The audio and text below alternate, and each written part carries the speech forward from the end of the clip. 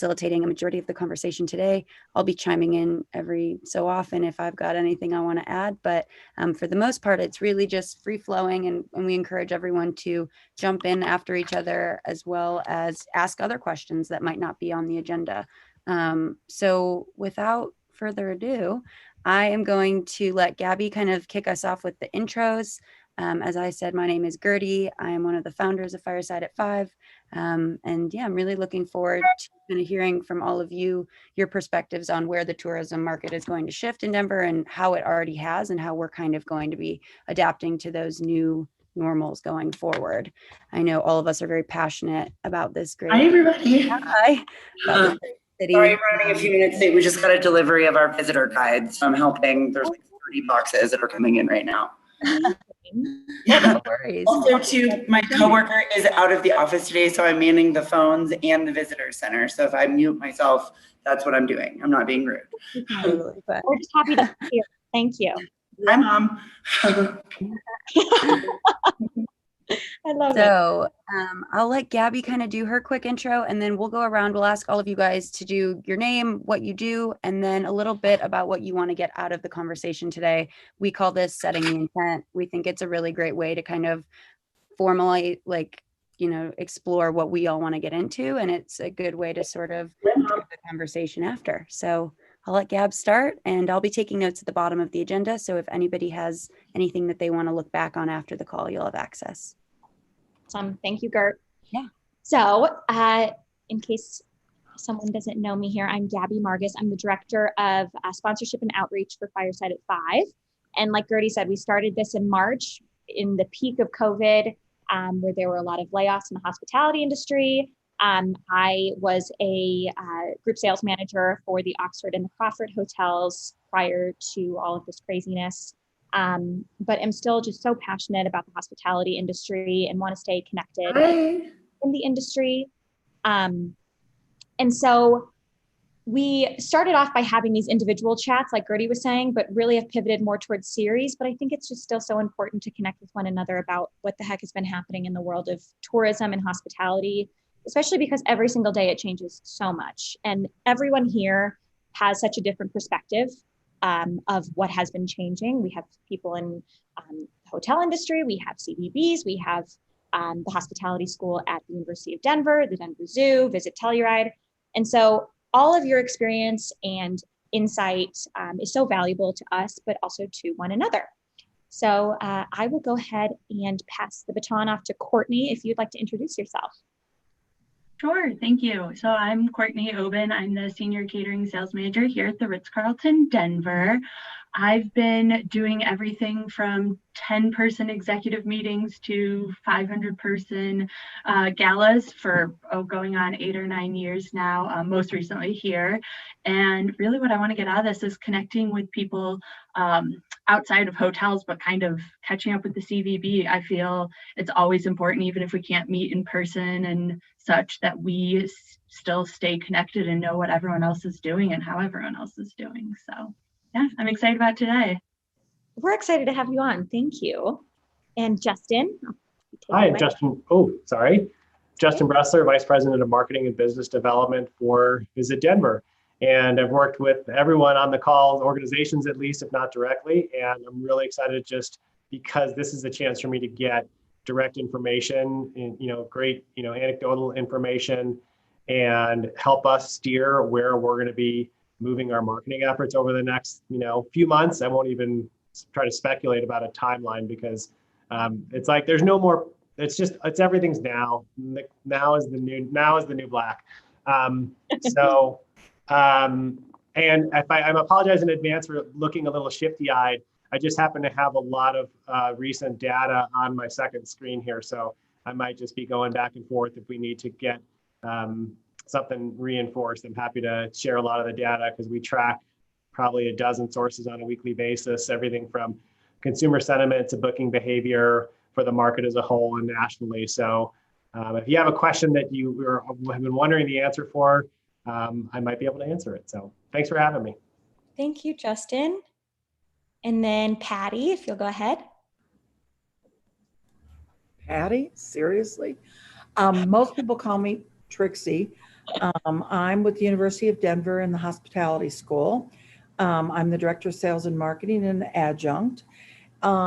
We're a little bit different than what even the governor tells us what we can and can't do, mainly because we're on a campus and all the students came back today face to face.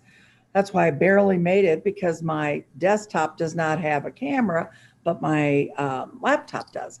So we're the only event center on the campus that is allowed to do external and internal events. So, which is cool. All the other event centers on campus or ballrooms are being used for classrooms. So that's where we're at. So I've been doing events. I did cotillion. I'm doing a wedding the end of this month, small, no more than 50 at a time. So it's been a lot different, let me tell you. I postponed or canceled probably, maybe 35 to 40 weddings. Yeah, it's been fun. Yeah, that's me, and that's it. Well, thank you. Yeah, it's been quite a shift, of course, and we'll dive a little bit more into that, where everybody kind of stands with, what they've experienced with all of this. But Jake, if you can go ahead and introduce yourself. Sure. I'm Jake Kubier. I'm the Director of PR and Communications at Denver Zoo. And we had the fun challenge of not only being closed for 87 days, but doing that while continuing to care for 3,000 living creatures here on our 80 acres. So we had a little bit of a different scenario compared to a lot of our arts and culture counterparts and colleagues out there. Not to say that they're any more difficult. We all had a very challenging time, but it was a really fascinating exercise in certainly PR and communications, as well as just general operations and how we thought of everything during that time.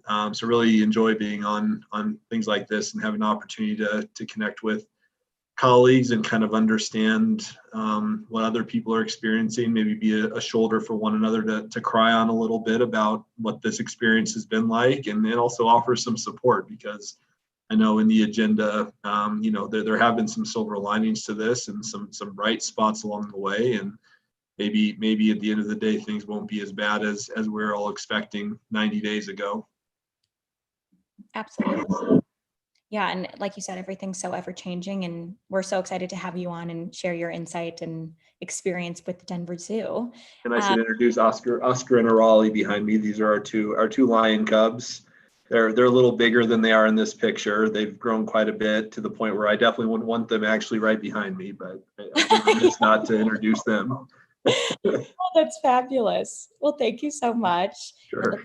Penny's on a call, so we'll wait for an intro maybe a little bit later with her. But so first and foremost, I know that, we've kind of touched on what our biggest obstacles were within our certain realms of hospitality and tourism. But just so we can dive in a little bit further, I'd just love to go around and kind of talk about where, the obstacles that you faced were, and how that kind of has shifted into more of an opportunity, and how you've kind of become more innovative during this time.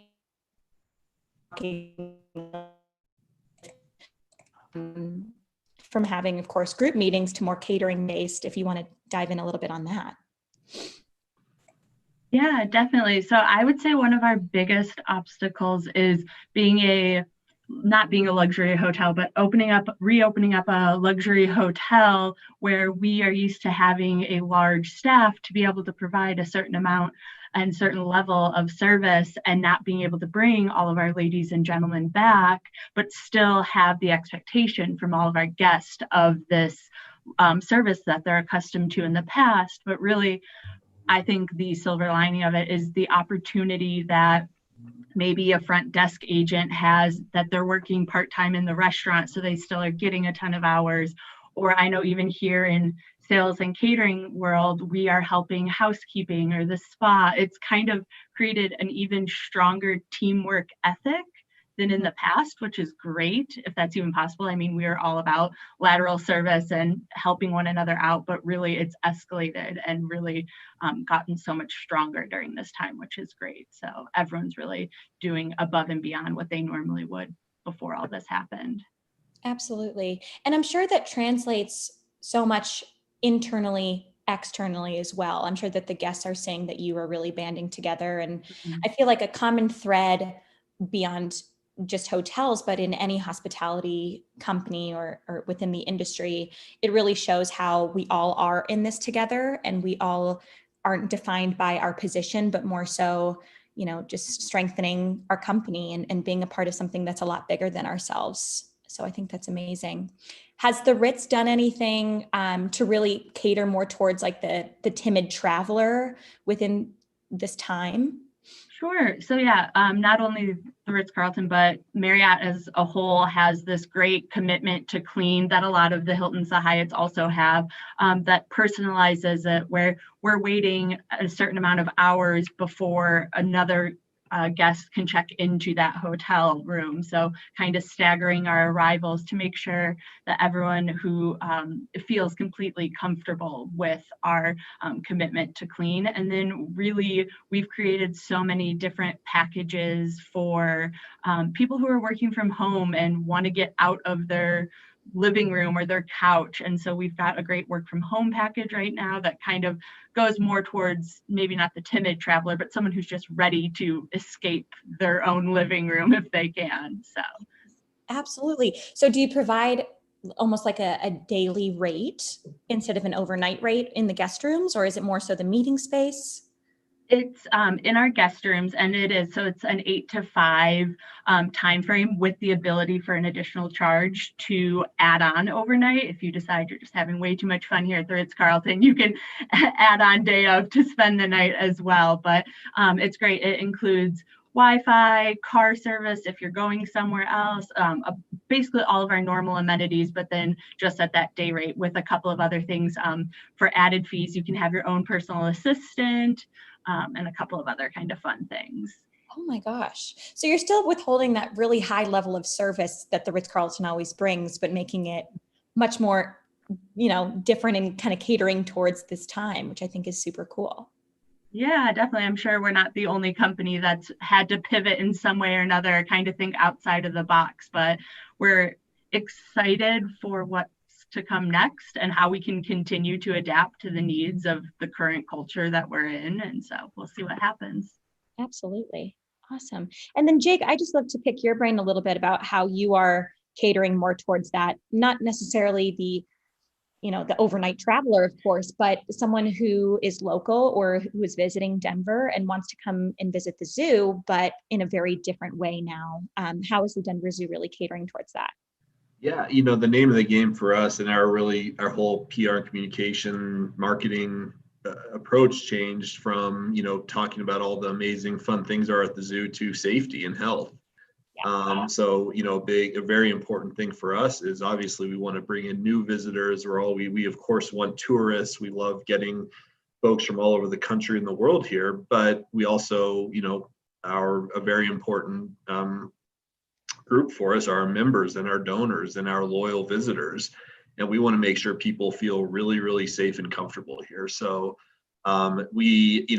everything I've ever learned about PR and marketing in my career so far kind of went out the door when we closed, and certainly when we reopened, when we had such a limited capacity. We started off being allowed by the city and state health departments to have 300 people an hour come through our gates, which sounds like a lot, but when you factor that out over the day and over 80 acres, that's about 20% of what we would normally do during a summer day. So really, we really wanted to make sure people were comfortable. So all of our every facet of our communication shifted to health and safety. Wow. And it's still the 300 per hour, even currently? We've been able to increase it. We were able about a month after we reopened, we were able to open our building. So our initial reopening was only the outdoor spaces. So for those of you who have been here, we have places like Tropical Discovery, which is a large indoor exhibit, and a few other buildings. as we were able to open up more space around the zoo, with that, we were able to increase our capacity. So I don't know what our exact number per hour is, but it's still not what we would normally do, but it's certainly higher than when we first reopened. Absolutely. And then you also have, I mean, just on top of having all of those animals, you have the food and beverage outlets, you have all of the staff that you need to withhold as well. Has all of the food and beverage outlets opened within the zoo, or in some capacity? Yep, we have, so normally places where we'd have sit down restaurants are, either closed or we've spread the tables out. All of the ordering is done online now or through our app. So we've changed the way that people can actually order food and receive their food. It's all individually packaged. So our SSA, our KMSSA, our concessionaire has done a phenomenal job at kind of meeting our customers, our visitors' needs by helping us create this really safe and healthy environment. And for those of you who have been here, I know Justin's been here recently, we have a one-way path all the way through the zoo. We have hand cleaning stations, hand sanitizer stations every couple hundred feet. We have timed entry. Of course, we're requiring everybody to wear masks. So we're really trying hard. And I think, not to jump too far ahead in the conversation, but I think it's very important that we're perceived that way. There's obviously a very high sensitivity by, people are very sensitive right now, and people are pretty fired up about things.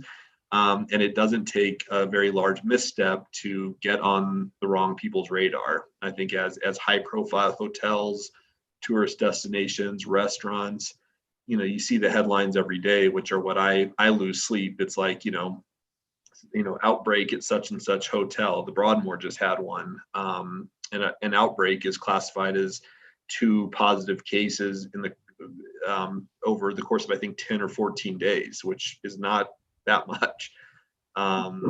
So it's, we're just really trying to not only be safe on campus, but also portray that image of safety externally. Absolutely. And then when it comes to meetings and events, I know actually I attended a Visit Denver chat event at the Denver Zoo. I think it was in the beginning of the year, or no, the end of last year, I want to say. Do you have any meetings and events that are happening right now, like catering related events? We did. We just Saturday night we did our fundraiser. We had a fundraiser called Flock Party, and it was an on-site, in-person event that employed all the same health and safety measures that we've been using throughout our opening. But we actually had our big event here, and we're very blessed, quite honestly, to have 80 outdoor acres to work with, where a lot of our counterparts don't have that luxury. Where you're confined to small boardrooms or banquet halls. You don't have that ability to get 750 people in a space, and we do, and within the confines of our variance agreement with the city and state, we're able to have these folks, of course, wearing masks and socially distanced. But yes, we were able to do that. It was very successful, and high marks from what I've heard so far. And raise money at a time when we need it more than ever. Absolutely. Such a balance between, you want to obviously get revenue from this, but you want to stay within the confines of safety and security, and make sure that everyone feels like they're being protected and they're being taken care of. It's you're considering so many different things nowadays than you were before. Absolutely. Trixie, I wanted to talk to you a little bit more, coming from the university's perspective. You said that you were the only facility that hosts meetings and events both internally and externally. Has that increased since you were officially closed down from, what was it, March until what month? You were telling me this prior to. July, August. So now, do you find that people have postponed their meetings and events for the end of 2020 to the beginning of 2021? And how many were canceled? I mean, was there more of a shift in cancellation or just in postponement? I would say more postponed than canceled, which is good for us. It's a little more DU is requiring a lot more than what the governor wants us to do. Like anytime anybody external comes into our campus and my building, they have to fill out a questionnaire. We have to take their temperatures. It's I'm just back. My apologies. It's like Grand Central Station in here. we were just talking about how things have changed in event centers. And also at the zoo, I have to say, I had a couple of friends that were at that event on Saturday, and you guys blew it out of the water. You made us all in events look good. Thank you for doing that. But it's been a bit of a challenge. There are some that canceled altogether. We had to give deposits back. That's been a little difficult for the university. We are trying face-to-face classes, hoping that we will get positive. We already have some that are quarantined. The university has Hilltop, which is an apartment complex. That's for quarantine, and they also rented a whole bunch around the campus for quarantine, because we're figuring 1 out of every 50 will more than likely test positive. So they'll have to quarantine for 14 days. But doing events, it's not as easy as it used to be. But we are plugging along. I am selling quite a bit for next year, which is a good thing. We hope by next year we won't lose money or break even. And then we're hoping 2022 we'll be back to normal, hopefully. Yeah. But that's basically, it's just been a challenge, and we can't do any more than 50 in our ballroom. And we have like a Tuscan ballroom with a wine cellar and a patio. So, yeah, it's been sad. Absolutely. And so you said that you are doing all in person, at least within the hospitality school, but I'm sure that when it comes to courses, there's some that are virtual as well, or hybrid? Hybrid. There are some hybrid. Some professors are not comfortable coming back face to face, so they're doing everything on Zoom. My class starts tomorrow, and it's a very small class. It's the Intro to Hospitality, and we only have 11 students in the class, and they all want to do face to face. So I won't have to do hybrid, but if one does get sick, we've all been trained how to do in all our classrooms to do it all on Zoom, so the person that's Zooming in doesn't feel left out. So, absolutely. But a lot of people, I mean, being today was our first day of classes, it was a lot of people on campus. Really? But I'm sure, like, with the amount of people on campus, there were even more that were tuning in virtually in some of these classes. I mean, being a DU alum, I remember that there were some classes with 50 plus people in them, and obviously that can't be a thing anymore. Well, but that's why they're using a lot of the event centers. Like Maglione in the Corbell International Center has a huge ballroom. It's set up like a classroom, so they can't do events. Even the Ritchie Center and the Newman Center and all those places are used as classrooms and not event centers. With the 6 feet distance between yeah. each table. Oh yeah, it took us, the only reason I think that we got to keep our ballroom is that we as a group, our Noble Events team, put together a 33-page report on what we're gonna do when anybody comes into our ballroom for an event. And it got approved, and it took a while. It took us about a month to put it together, and it's worked. So we are gradually opening up. Same thing with food. Cocktail receptions are very difficult. You used to stand and you'd pass appetizers. There is no passing. So, those bento boxes, if we have a cocktail reception, they're at a 6-foot round, and there's 3 at a round if they're not together or in the same household. And then we put the appetizers in a bento box with, how many pockets you want. They can get up and get drinks at the bar, but it's just a whole new world out there now. Absolutely. Well, that's super interesting. And I know, Justin, you have quite a multitude of statistics that I'd love for you to share with us, especially when it comes to the shift in meetings and events specifically, what that has looked like in the past and, how that's pivoted now.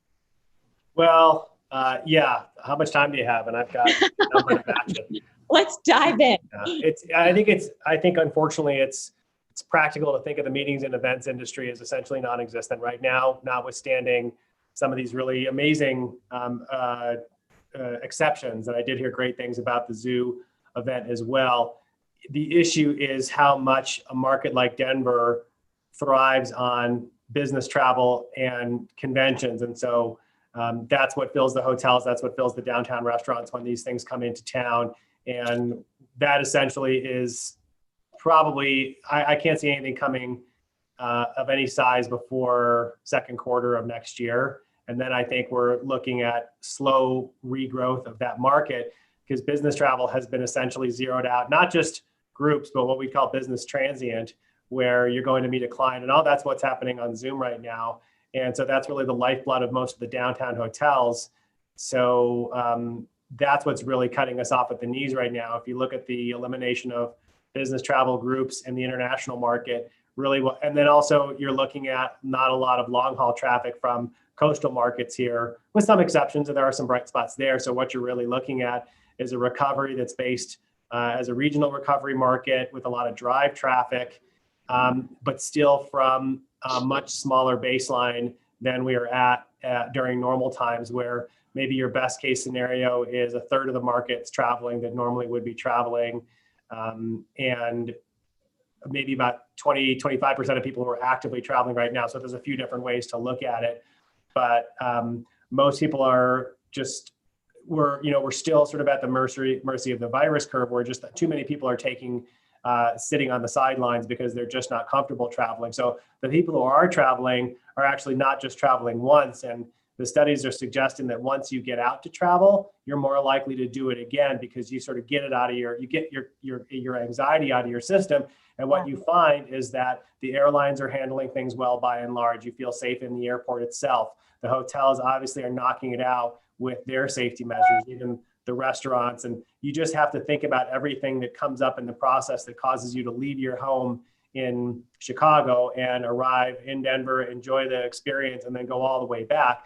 And there's a lot of anxiety with any one of those stages individually. And when you start to add them all up, it's not surprising that people are still reluctant to travel. So,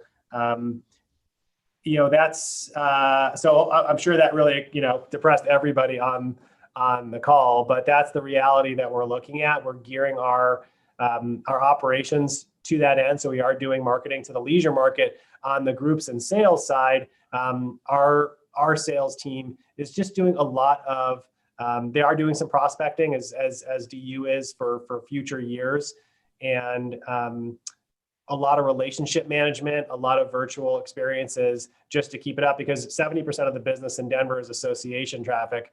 And those are meetings that happen every year. So the good news is that we retain relationships with those people. I guess I call it bad news, but is that if a meeting was scheduled to happen here in 2021 first quarter, it's unlikely that they're going to be able to book for first quarter of 2022, because they already have their 22 year, 23, 24, 25. And so we'll get back in the rotation, and hopefully we'll get as much of that as we lose, because for every, meeting that can't come back to Denver, we're getting, maybe there's a group that we can fit in here. So it is a bit of a puzzle. It's, it's sort of a one day at a time thing. And I'll kind of leave it there, because I'm sure you guys have other questions lined up, but I'm happy to speak to any of the sort of individual components of that if you'd like. Well, and that's so interesting, because I remember, obviously, when it comes to working with citywides, is that what you're speaking of? Yeah. Specifically when it comes to associations, they sometimes plan 5 to 10 years out. Yes. Do you anticipate that we will receive sort of a return with what we lost, or what we are going to lose in 2021, or what we've already lost in 2020 in the next 5 years or 10 years when it comes to those citywide events? What are the statistics? Yeah, there? I believe there will be a return to normal. The money that we've lost this year won't come back. Yeah. Because we only have so many dates that can fit the groups. We also have sort of the good news situation of our expansion of the Colorado Convention Center. We're committed to taking that building offline for as little as possible and not impacting the groups that will be in there. So that's going to move forward pretty significantly in 2021. It's been moving along in the background for the entire time since the funding was passed in 2000 and I think it was 15 now but anyway, that's moving along. Associations are, they're decades old businesses. They have to meet as part of their bylaws. So I believe we'll get it all back. I do believe that some part of the market will drop out because you find that an online call is sufficient for certain kinds of sales operations, for certain kinds of meetings. But I do believe that nothing is going to replace not just the in-person meeting, but kind of what happens on the margins where you have your best learnings when you're talking to someone in the hallway or over a meal, and that just can't be replaced digitally. And so I may be a little bit naive about it, but I like to think that the human interaction can't be replaced in these digital environments in nearly the same way that it can in the virtual environments. And this is a fine forum. I mean, you can do a lot in Zoom, but there's just a lot that you can't do. So yeah, it'll come back. Our meeting mandates are really what's the issue right now. And Colorado has been very successful in managing its caseload, in part because we have pretty restrictive meeting limits, whether it's 50 because DU is imposing that on themselves or 100 in Denver. We had a board retreat a couple of weeks ago and we were in a room that normally fit like 750 people in rounds, and we put 50 in there because of the restrictions. And that's just the reality. So it just doesn't, and then we had some people, joining virtually, and our AV costs were double. And you have to have all of the technology, right, that you need for a virtual meeting and all of the in-person things that you need to do. The Hyatt Regency had the bento boxes. I had to be sitting in my seat to receive my food. And, I couldn't get coffee. I had to give it to someone to hand me my cup back. And so it almost makes it not worth it in the short term. And I applaud people that are choosing to do it. We found out how difficult it was almost as an exercise so we could see what our clients are facing. But our annual meeting this year will unfortunately be fully virtual. Yeah.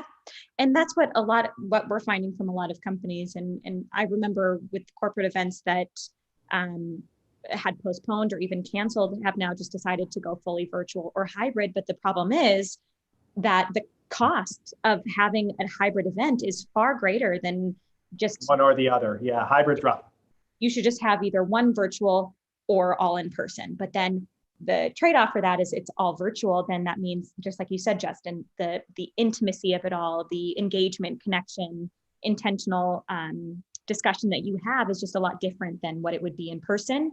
But then again, in person, you are swimming in a 10,000 square foot ballroom with 50 people, and you have to pay for food and beverage and probably room and board, of course. And then when it comes to AV costs, that's exponential as well. So it's such a trade-off. But I'm interested just from everyone, please chime in at any time. But do you think that the virtual world will kind of stay alive even after, say, we get a vaccine next month and all of a sudden meetings and events are coming back?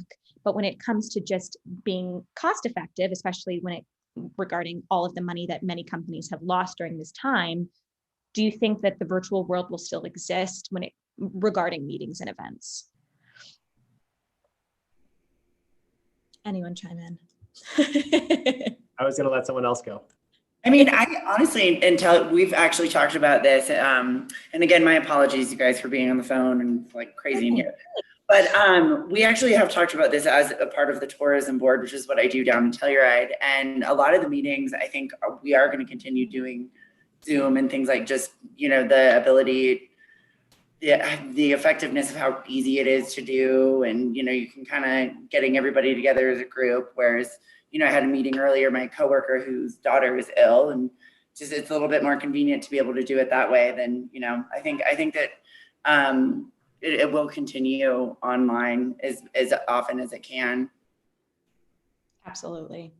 I would definitely go ahead, please. I was just going to say, I would definitely agree with that. I know that we've all heard the joke, oh, could this meeting have been an email? And sometimes it's true, sometimes it's not. But then on the flip side of that, I still hear people, we actually get smaller groups most recently of they're in Utah and Nebraska and Wyoming, and they're all regional sales managers, and they are begging for some in-person contact with their colleagues because they're used to working from home normally, but they do these quarterly, monthly meetings, and they're kind of got that Zoom fatigue that they want to be in person too. So I think it's kind of going to be interesting in the future of what stays virtual and what will truly go back to being an in-person meeting.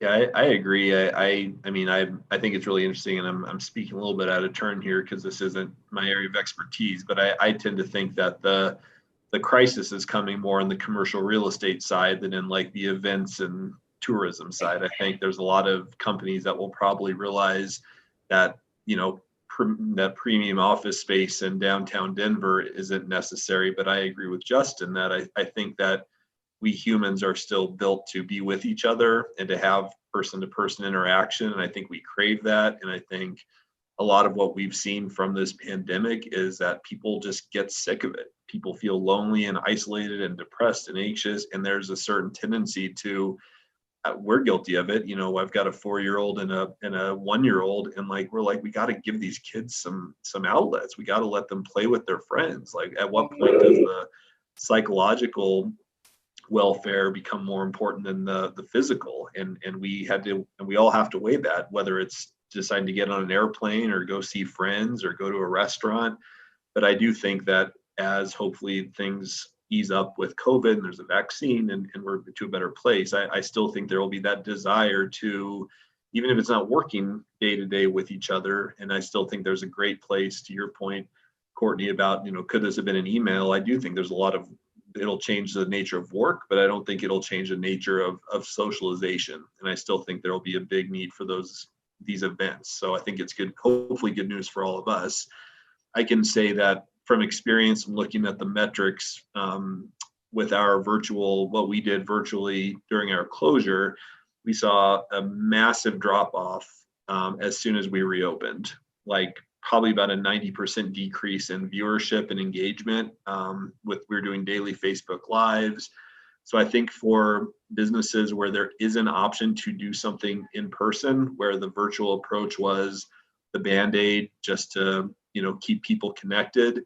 And as soon as you're able to go back to, none of our guests right now are saying, boy, I sure wish I could see this baby rhino on a Facebook Live when they have the option to see her in person, you know. And I think for any organization, a museum, you know, a symphony, to see it live is a far better experience than to see it virtually. And we saw our numbers go from, you know, 5,000 or 6,000 people tuning into a Facebook Live to like 50 or 60. And we were like, all right, no more of this. It's not worth it. So. Right. Absolutely. And then Justin, do you have anything to input with that? I feel like I interrupted you prior to. No, I mean, we're in the events business, not in the virtual events business. So we are providing those services to our clients right now that need them. So we're trying to bridge this time with offering them like if a meeting was supposed to be in Denver, we're making sure, you know, we're giving them Denver trivia, we're giving them digital puzzles, we're giving them beer guides, just to have a little bit of, you know, fun content to break up their meeting. And but again, this is all waiting for the time when people start coming back, I believe. So I think a portion of it will continue to happen, just like it did after 9/11, after it did during the financial crisis when people had to cut their budgets.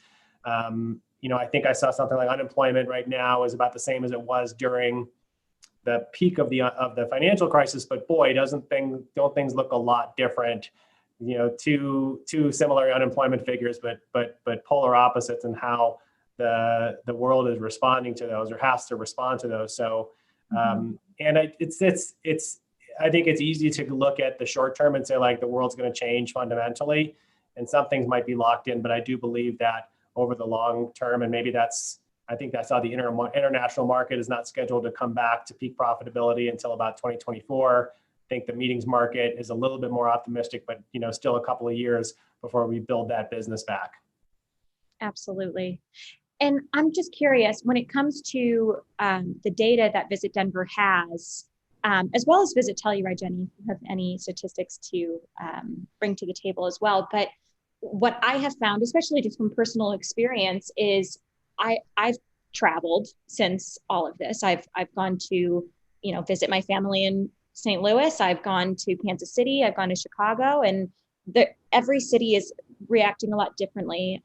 But Denver, especially, people who have friends and family of mine who have come to Denver have all sort of been in that millennial generation. It's very much ages, from 15 to 30, really.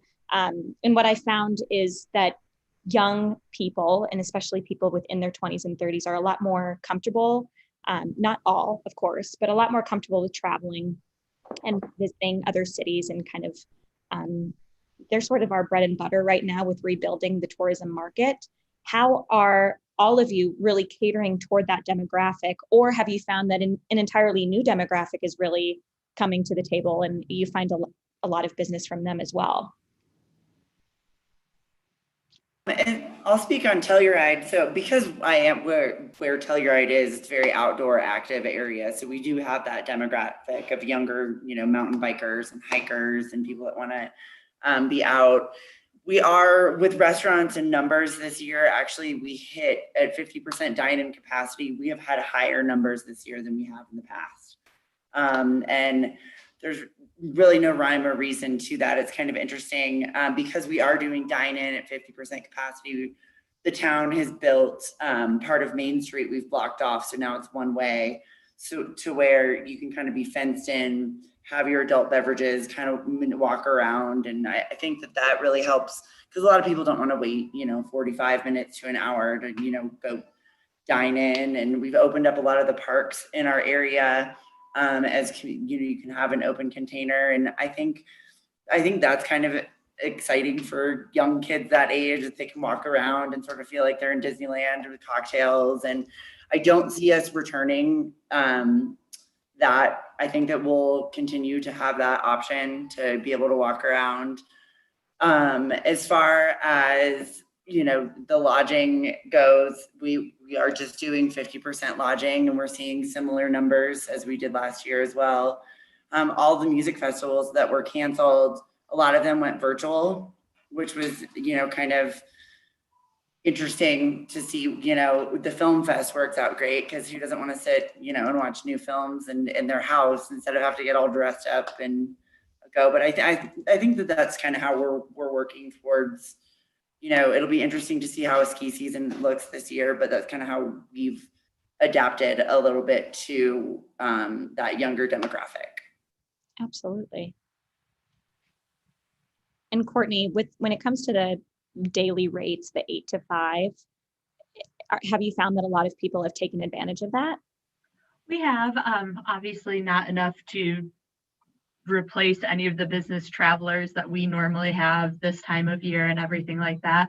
But it's a nice offering. I think getting creative, kind of like everyone is doing with packages or certain things, we found similar to, I'm sure most people feel more comfortable driving in their own car and doing maybe a road trip than getting on a plane currently.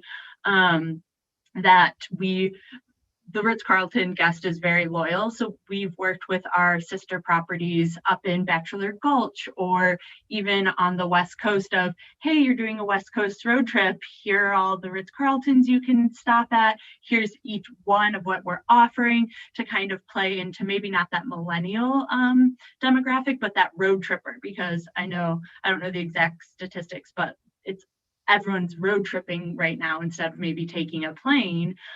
So that's really nice, and kind of rethinking that. And again, just getting creative in any way we can to think outside the box for something else. That right now it's kind of the mentality of, we'll try anything once, and if it doesn't work, we learned our lesson, but hey, maybe this is this new revenue stream. I mean, Elway's downtown would never really do lunch to go before. We were always just so busy during lunch. We didn't really do a Grubhub or a DoorDash, but now we're looking into those kind of alternatives. So it's right now just trying to figure out what works. Absolutely. And like you said, trying something once, getting creative, and seeing if it sticks. Absolutely. And then Trixie, tell me about, what marketing initiatives DU and the Noble School is doing in order to fill up the ballroom and to try to gain those meetings and events. I'm still advertising in the Knot, the Wedding Wire. I still am involved with MPI, past clients. Funny you mentioned, Courtney, what we did we did it the month of June and July. Or no, I lied. May and June is pickup orders from our back dock. And especially June, because it's graduation. Our graduation obviously went virtual. So a lot of the parents came in to get their kids and graduate. So they came and picked up food for like 10 people, 15 people. That generated a little business for us. And now we have a coffee shop. We have one in our building, and then we also have one in the international building. Well, the one in our building, our room is so tiny where to get in and out. So we've created outside coffee shop. So we've opened 2 windows that are right next to each other. One window you order, and then the next window, and they talk to the actual coffee shop to make your latte or whatever. And then the machine also talks to the kitchen to make a homemade chicken sandwich, whatever. So we are making money. And today we opened up soft opening last week, and we were busy last week. And then today we were slammed. So, and then I'm trying to, this sounds crazy, but I had heard that the cable center closed down and they're on campus. So I reached out to the woman who does the events there to see if she has any of that business I could slither over to my ballroom. But yeah, I'm just still working back clients. I have to say it's nice. I do have internal business that have come up. I do the executive PhD. I do the executive MBA, PMBA, DMBA. I don't care what kind of MBA. And they do breakfast, lunch, food, cocktail reception, that kind of thing. We have the master's program for international, it is international, for transportation. Half of it was more hybrid, but we did have some come face-to-face. So we did get some F&B. But we're going to struggle for a good year and I don't know if we'll make it up or not, but we're trying. But it is difficult to try to get business right now. And I do market. I do a lot on Facebook, Instagram. We tweet, you got to stay up with the times. So. Absolutely. And then Justin, how is Visit Denver really marketing, and to whom are they marketing towards mostly? We're marketing pretty much exclusively regionally right now with what we're calling our You Deserve Some Denver campaign. That was Jake helped me out with that footage. We ran some ads in July and August, but we had to kind of backfill some of our footage and digitally insert masks on people. And when we figured out that this was going to take a little bit longer to resolve, we went out and shot a bunch of locations in August, including the zoo and the Botanic Gardens and some dining scenarios. And I'll put the links to the spot in the chat after I'm done talking. You guys can take a look at it. You can put it out to your attendees. We're going to Chicago as well. For the bulk of the summer, we actually did not advertise in any market that was showing any kind of increased virus activity. We developed a fairly sophisticated scorecard in partnership with our agency that took into account about 10 different metrics, including hospitalization rates, positivity rates, fatality rates, acceptance of social distancing measures, stringency of social distancing measures. And we put it all into a weighted scorecard, and you were either on the nice list or the naughty list. And there was a lot of markets, Phoenix, Dallas, Houston, that are normally really reliable markets for us for our advertising. We chose not to advertise there. Chicago, which had seen early spikes, it's almost like the cities that had the early cases and saw the seriousness of it, got their act together a lot sooner and kept those stringent measures through the spikes that started in early June. And we just got Dallas back on the good list, and Phoenix will be added for our holiday efforts, but not until then. So Houston's still, So, and then, it really is a regional recovery. It does impact Denver a little bit more because we are so reliant on fly traffic. I mean, what I wouldn't give to be living in Philadelphia and have 150 million people within a 4-hour drive. We just don't get that. We get Cheyenne and we get Albuquerque and we get Salt Lake City and fine markets, but it's not going to make up what usually comes here on airplanes. Yeah, the volume is just not there. not the same. Well, especially with the holidays coming up, have you planned, I mean, of course you have, but what are your plans for getting travelers to come here for the holidays? And how is that going to change what tourism looks like in Denver this year? You know, the holiday product is actually looking quite good. I would say the biggest gaps in the holiday product right now are things like holiday theater, certain festivals and events. But with things like Zoo Lights going on, the Botanic Gardens will have theirs. The Chris Kindle Market will continue to go on. It might be a little bit of a light year for Santa for kids. I don't know how parents are going to explain that they can't sit on Santa's lap this year, but they'll see, you know, we'll make it through. So we are going to do what we call our Mile High Holidays campaign. We'll launch that in early November, just after our current campaign ends. And we're going to include a lot of really fun stuff and talking about whether or not to bring back the Mile High tree that we debuted last year. So lots of cool ideas. So I got to chime in on the Mile High tree. That was actually something that Radhika and I had talked about for Union Station back in 2016. And that tree was sourced from Madrid when I was studying abroad there.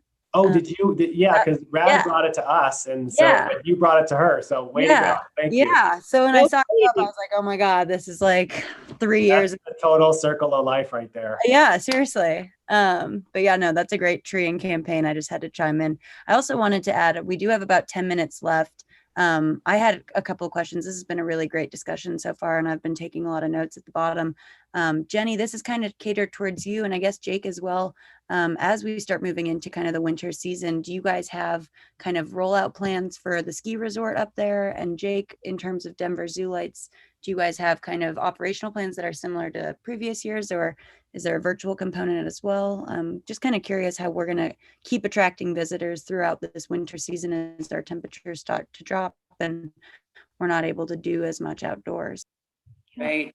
I know that no exact decision has been made as to what the ski resort is going to look like this year. I know that there's been ever since Vail came out with the reservations and putting them on the mountain. I know that is not a part of our path. What it is, we haven't actually been informed of that quite yet.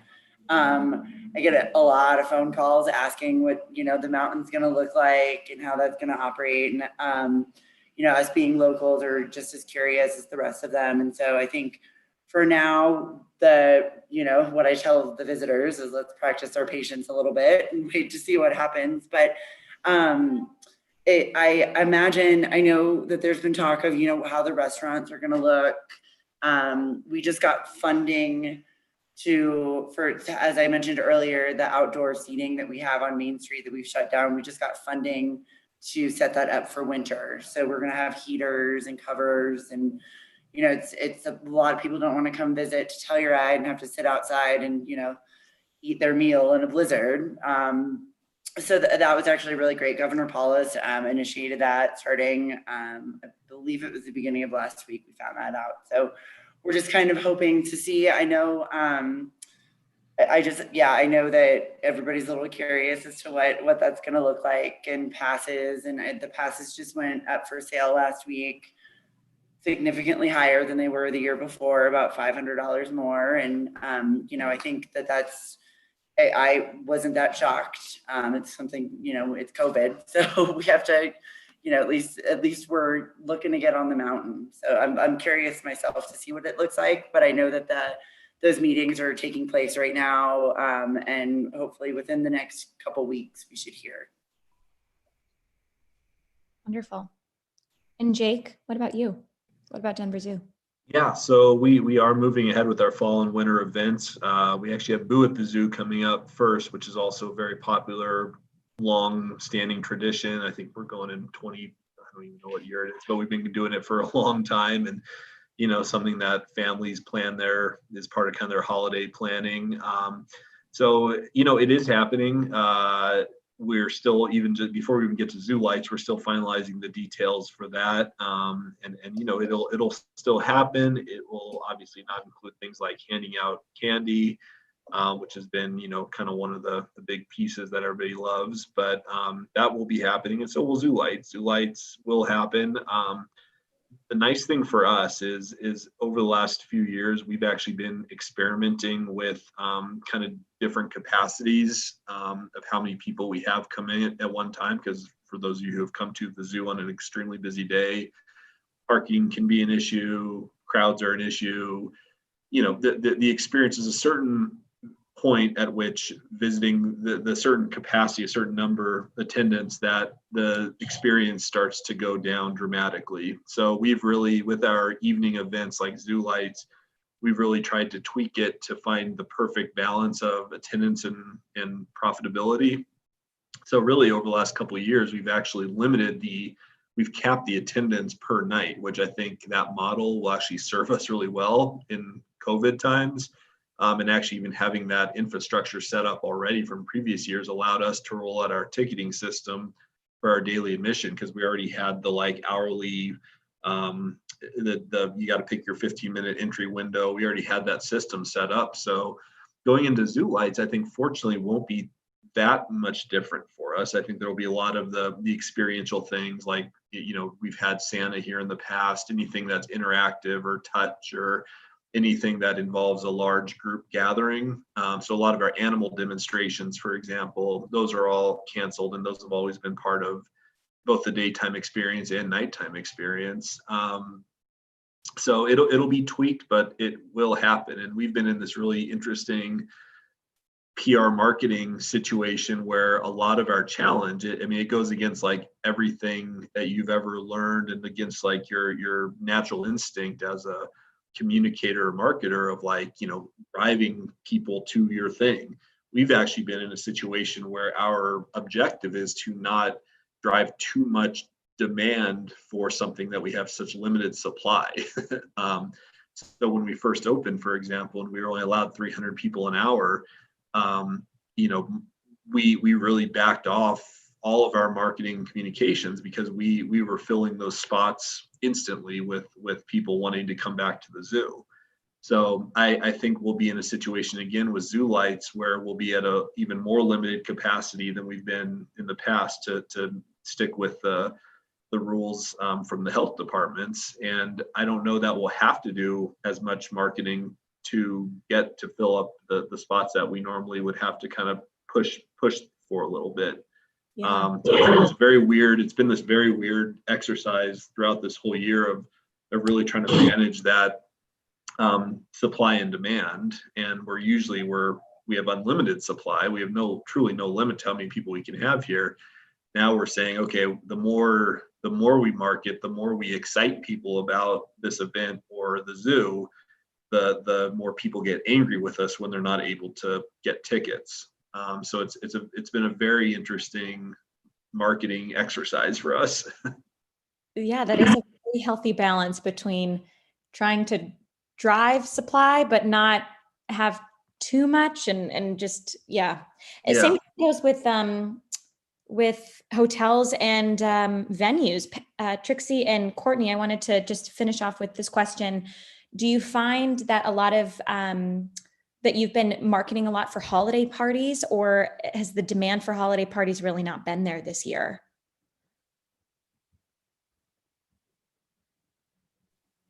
It's kind of been a combination. I wasn't sure who was going to go first. It's been a combination. We have seen some demand actually pushed to January, where Thursday, Fridays, Saturdays in December are usually the hot dates. We book up. Actually, it was end of February, beginning of March where we started filling up our days, and then they quickly shut off with just the timing of everything and the lockdown going on. But now the people who were there, we're seeing maybe they're pushing to January, or they're definitely doing more intimate team dinners. Like instead of the entire company wanting to come, it's like the sales office or the HR department wants to do more intimate dinners. But yeah, I would say the demand that we had in 2019 versus what we'll end up seeing in December of 2020 is just, it's not there because people still aren't sure. I know a lot of the colleagues or friends that I have in other industries, they're not going back to their office until minimum 2021. So they're like, how can we justify a holiday party if we're not in our office either? It feels counterintuitive to get together as a team if we're not getting together as a team on normal days. So it'll be interesting. I'm sure like everything since kind of lockdown ended, it'll all be very short term, what does come. So I think people aren't maybe ready to even pull the trigger right now. They're more waiting to see what happens when kind of, we all talked about the cold weather hits. Like we've had this great outdoor summer season here in Colorado, but what's going to happen when you can't sit outside because you'll need your parka and coat and gloves to eat dinner on the outdoor patio come November, December. So we'll see. I have the same, I could just say ditto. I've had a few smaller holiday parties, but the majority of them are either postponing for next December, or doing small ones, or doing, I've got a few in January and February. But I just got a luncheon, but they're doing lunch instead of an evening. So their significant others won't come. So they're doing a little bit of that as well. And then I have another marketing tool I've been using is Visit Denver. They have sent me not one, not two, but 3 weddings. And guess what? I got all 3. So thank you. Look at you. Congratulations. Oh, That's what great. this is all about, is just making sure that we, preserve that network that we always had before, and utilizing each other for help and support. So that's awesome to hear. Yay. Well, wonderful. Well, we've hit that 1 hour mark. Is there anything else that anyone would like to share before we sign off? This has been so, so great. Nothing else? Well, thank you guys for hosting. Yeah. Absolutely. Yes, thank you for having us. This has been fantastic. Wonderful. Well, Thank on the agenda, Gertie has written down all of the notes, and we have all of your contact information on the agenda as well. So if any of you would like to reach out to each other, if you don't already have your contact info, please do, or reach out to us with anything else. But otherwise, have a wonderful rest of your Monday. And thank you again. Oh, I'm putting the links to the TV Oh. spots in the chat, so everyone can Right. click on those before you close out. So Okay. I'll include these in the agenda, Justin. Jake Oh, helped okay. make us famous, so. Yeah. Thank you. Perfect. Good to see you guys. Happy Thanks, Monday. guys. Bye. You guys, I Thanks, everyone. appreciate it. Bye-bye.